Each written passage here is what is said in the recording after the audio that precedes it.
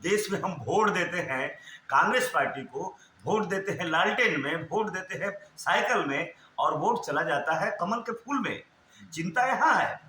और इस बात के लिए मैं अब सोच जता रहा हूं कि सरकार का नजरिया ठीक नहीं है, सरकार का सोच सही नहीं है। सरकार की अगर सोच होता सही तो आज पूरा विपक्ष तैयार है, और पूरा विपक्ष चाहता है चुनाव हम भी लड़ रहे हैं, चुनाव आप भी लड़ रहे हैं। अगर दोनों हाथ में लड़ रहे हैं, हम दोनों के मन में कोई खोट नहीं है, तो फिर आप बैलेट पेपर से चुनाव क्यों नहीं कराते हो? आपको डर क्यों लगता है बैलेट पेपर से चुनाव करने में? इसका मतलब होता है कि आप ईवीएम को हैक कर रहे हो, और इसका प्रमाण हमारे कई विशेषज्ञों ने और वैज्ञानिकों ने बता दिया है कि ईवीएम एक ऐसी चीज है जिस पर चोरी की जा सकती है, वोटों की चोरी हो सकती है, हैकिंग किया जा सकता है। तो आज भारतीय जनता पार्टी का आज कोई सहारा है, कोई ब्रह्मास्त्र है, इनके पास कोई लड़ने का शस्त्र है तो सिर्फ और सिर्फ ईवीएम है। इसलिए भारतीय जनता पार्टी ईवीएम नहीं छोड़ना। सर, ईवीएम का आप विरोध कर रहे हैं, लेकिन ईवीएम का जिस प्रकार से बीजेपी काम कर रही है उस प्रकार तो आप काम भी नहीं कर रहे हैं। ईवीएम पर रोना ये लास्ट रोना है। जिस प्रकार से बीजेपी काम कर रही है, उनके पास टीवी है, उनके पास मीडिया है, और उनके पास वो काम भी कर रहे हैं, फील्डों में काम कर रही है। तो आप लोग रो रहे हैं, सिर्फ हार रहे हैं, बौखलाहट आपकी है। कैसे आप रो रहे हैं? देखिए, मैं आपको स्पष्ट रूप से कह दूं कि भारतीय जनता पार्टी की परंपरा को आप जानिए। भारतीय जनता पार्टी हमेशा जब ईवीएम की चोरी करना होता है तो छोटा छोटा चुनाव में जो भी हुए उसमें ईवीएम का हैकिंग नहीं कराता, ईवीएम को सेटिंग नहीं कराता। जैसे कि पिछले 2014 में भी आप लोगों ने देखा था, जब 14 का चुनाव हुआ था तो 14 के पहले जितना भी चुनाव हुआ था, चाहे वो उपचुनाव हो या राज्य का चुनाव हो, सारे चुनाव में भारतीय जनता पार्टी को शिकस्त मिली थी, हार मिला था। और इस बार भी मैं कह रहा हूं कि अभी कुछ दिन पहले आपके पास जो रिजल्ट आया है मध्य प्रदेश का, छत्तीसगढ़ का, और आपको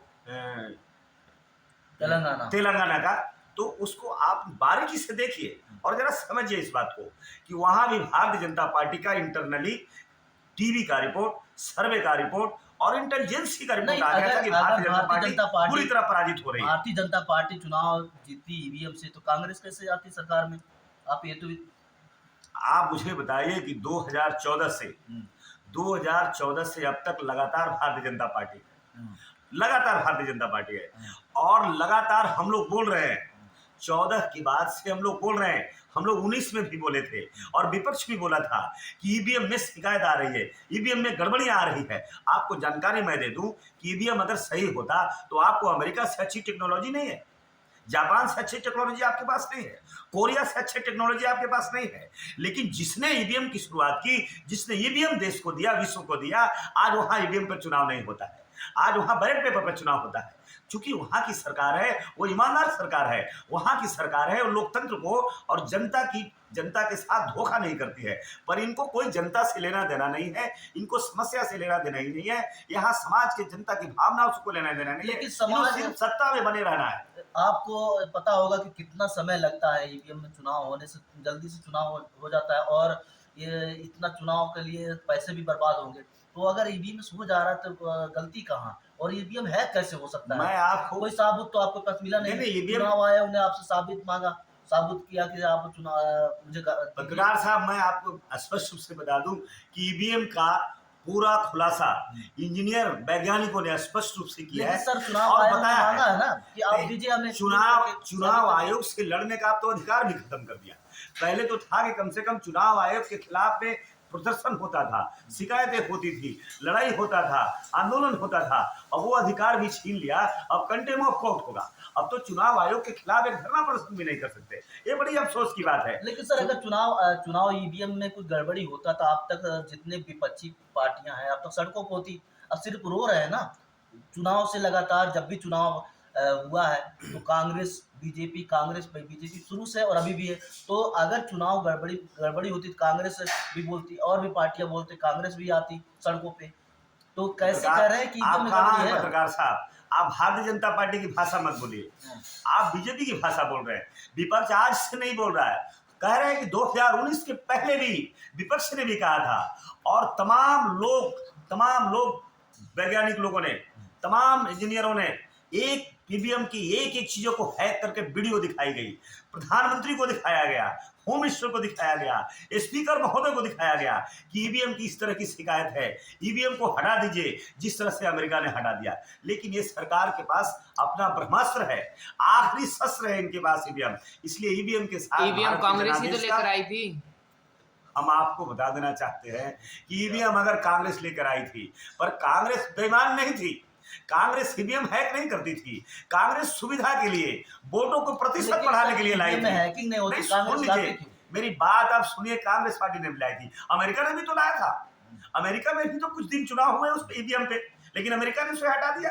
कांग्रेस पार्टी लाई, लेकिन कांग्रेस पार्टी ने, अगर कांग्रेस पार्टी बेईमान होती, मेरा सवाल है, सुनिए पत्रकार साहब मेरी बात को, कांग्रेस पार्टी अगर बेईमान होती, कांग्रेस के लोग अगर ईवीएम हैक करते तो 2014 में नरेंद्र मोदी जी थंपिंग मेजोरिटी से नहीं आए। लेकिन 2009 से लगातार ही कांग्रेस ने भी सरकार बनाई ना, और 70 सालों से कांग्रेस ईवीएम के दम पे ही तो बनाई ईवीएम सरकार। देखिए, कांग्रेस सरकार बनाने की बात करें, ईवीएम कब आई है जरा देख लीजिए आप।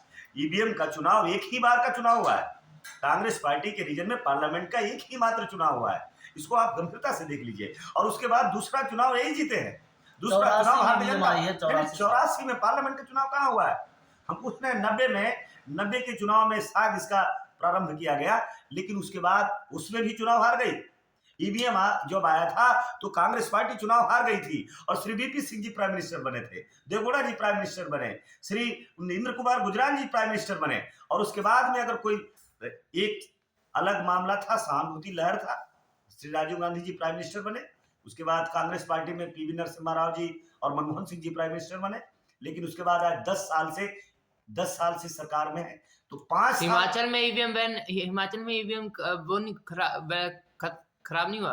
नहीं, हिमाचल की ईवीएम खराब का मामला नहीं है, हिमाचल और कर्नाटक की जहां तक बात थी तो कह तो रहे हैं कि छोटे चुनाव, राज्यों का चुनाव वो ईवीएम हैक नहीं किया जाता, ताकि उनको लगता है कि अगर हम सारे जगहों पर ईवीएम हैक करेंगे और ईवीएम का खेला अगर शुरू करेंगे तो देश की जनता सड़कों पर उतार कर हमको उखाड़ फेंकेगी, देश की जनता सड़कों पर उतर करके कानून व्यवस्था को खत्म कर देगी, यहाँ बिल्कुल कयामत आ जाएगा सड़कों पर, इसलिए डर से वो वहां नहीं किया था। लेकिन 2024 में चुनाव है, तो उनको लगा कि 2024 से अगर ये 4 राज्यों का चुनाव में हमें पराजय का मुंह देखना पड़ेगा, तो हम ईवीएम हैक करके भी फायदा नहीं लेंगे, क्योंकि 100% वोट मुझे हैक करना पड़ेगा, 40% और 30% वोट सेटिंग करने से काम नहीं चलेगा। इसलिए भारतीय जनता पार्टी ने 2024 के लिए डर से आनंद फानन में ईवीएम को सेटिंग किया है, ईवीएम को हैक किया है, जनादेश का अपहरण किया है, और पुनः ये 3 राज्यों में सत्ता में आए।